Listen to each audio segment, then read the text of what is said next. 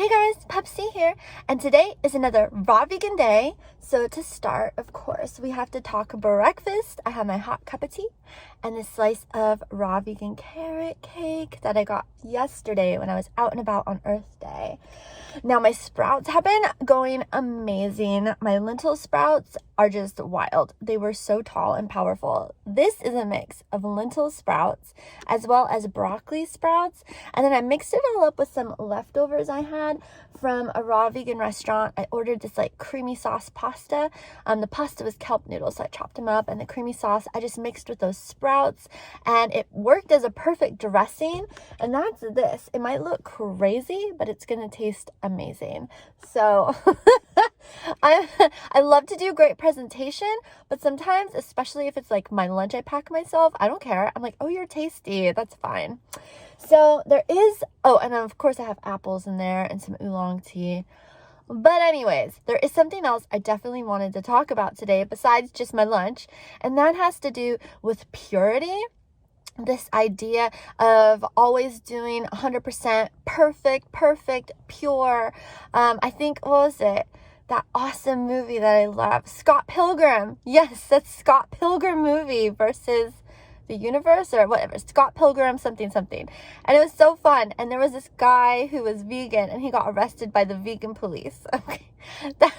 There is no vegan police. No, that's not a thing. Some people want to be vegan police. I'm not vegan police. I just want the world to get better. I want to be better. I want the world to get better. Okay, so what's the point of this whole thing? Because yesterday I had a conversation with someone and they're like, I know your secrets, right? And it was joking and stuff. I'm like, what secrets? And like, you're not always vegan. And I'm like, I'm not trying to keep secrets. So from the year 2000, I grew up with standard American diet. So that means I grew up as a child eating meat, dairy, the whole thing. I didn't know any vegans or vegetarians. In fact, to this day, there's like one person in my life who's been vegetarian with me, and I'll get to that. But no, the world we live in, I want to be real. It's not vegan. It's not even vegetarian. I wish, and it seems like it's moving forward in that direction. Mwah, I love that. I love that, right? Okay, so anyways, that's how I grew up. I was first exposed to the idea of veganism, and that includes vegetarianism because that never happened before either. And when I did like, what is this, right? What is this thing? It was year 2000. I looked into it on the interwebs, and it was horrifying. I saw the slaughterhouse images, the animal experimentation, just everything. It hit me. It made this big impact, and that's when I changed, and that's when my heart went vegan. I want to be real. That's the big change. It's ethics for me. So throughout the journey, it has not been a straight path. Definitely not. I don't want to fool anybody and make it seem like, oh, I'm some perfect, pure person. No, I'm freaking human. And I live in this modern world that is surrounded by meat eaters, dairy eaters, like a horrible industry, just whatever. You live in the same world I do. You understand. So I went vegan. And then I did have relationships with people who were not. In fact, I think all of them. Like, I don't know. I've been to vegan fairs and even raw food festivals and things like that. A lot of people are from out of town. They're just not in my world. Like, in my world, it's just surrounded by people. And I'm sure that there's people out there who can relate. I'm not the only one. I'm just surrounded by people who are not vegan, not vegetarian. That's real facts. So one of my first relationships after I became vegan, right? It was with somebody who was a meat eater, standard American diet like me. And I shared my passion, and they're just like, oh my God, I understand. Like, oh, this is getting my heart. Like, I'm going to do it. I can't give up cheese. And like, I'm like, that's okay, bro. And this is what I did. I'm like, I'm going to do this with you. I want to compromise. I'm going to be in this thing with you. And I want to be real. We had cheese together. Again, wow, vegan police, where are you at, right? But that's how it went. Like, inside of me, like, I knew what was right. I knew, like, but then totally vegan. What's that anyways? We'll get to that in a second. Ugh. But that's what it was. This person, to this day, still doesn't eat meat. They sure don't. And that was like 20 something years ago. Wow, 21. I could do math. It's year 2021.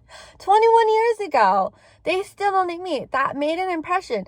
Do you know that's doing good? That is doing good. Okay, that said, this is something, as I grew up and got older, I became more self-assured, like now, doing things that I know is right for myself, not compromising with other people. But that's a growing up lesson. There's like so much wrapped into this conversation, and I don't want to drag it out too long. I'm sorry, it's long already.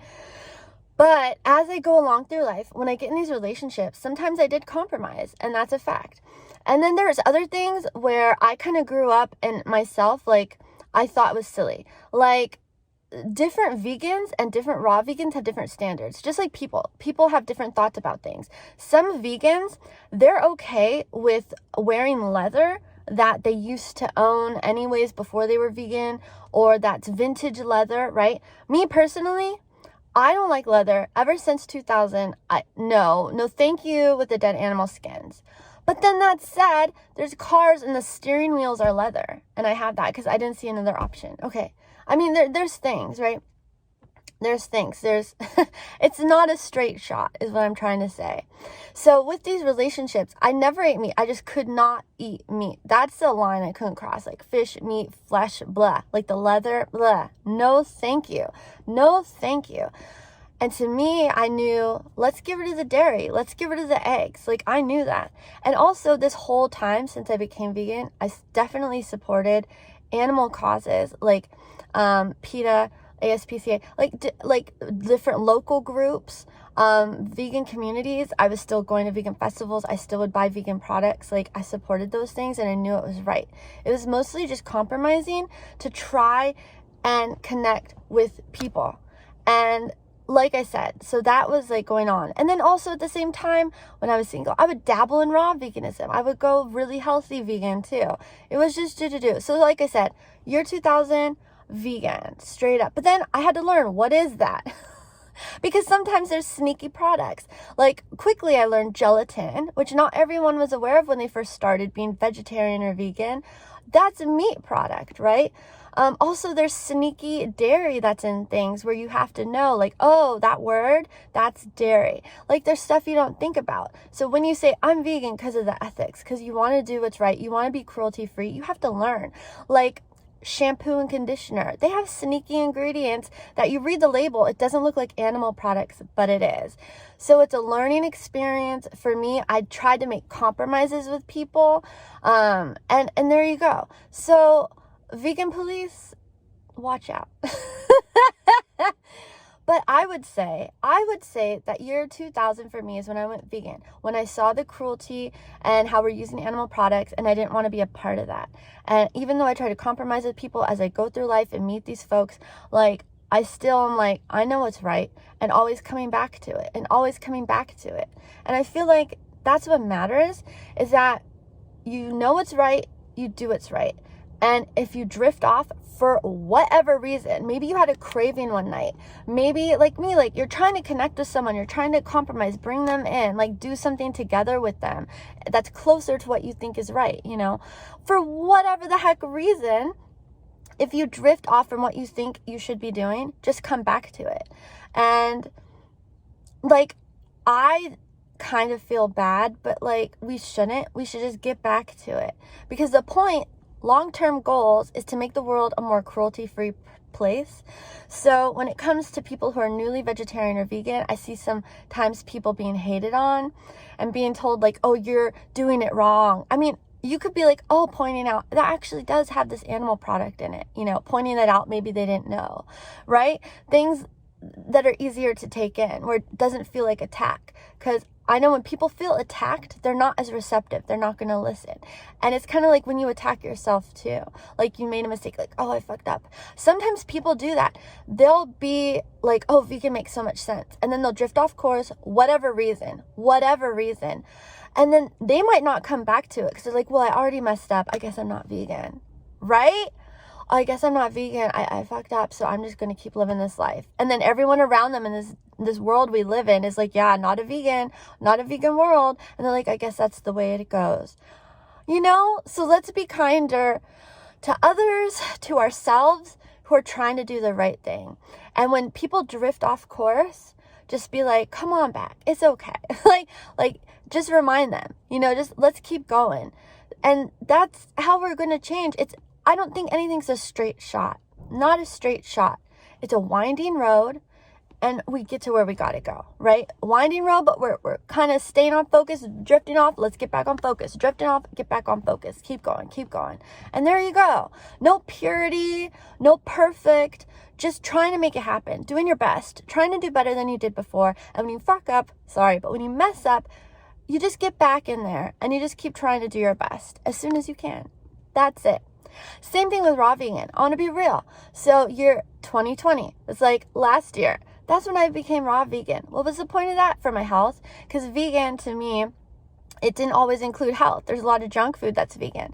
And so have there been mess ups? Like, have I had a couple sips of alcohol? I talked about that before. I mean, that's, to me, some raw vegans do have wine and things, but for me, I don't want to. It kind of messes me up. Yeah, there were some nights I had some bread. I was like having a mad craving. I did a little munch.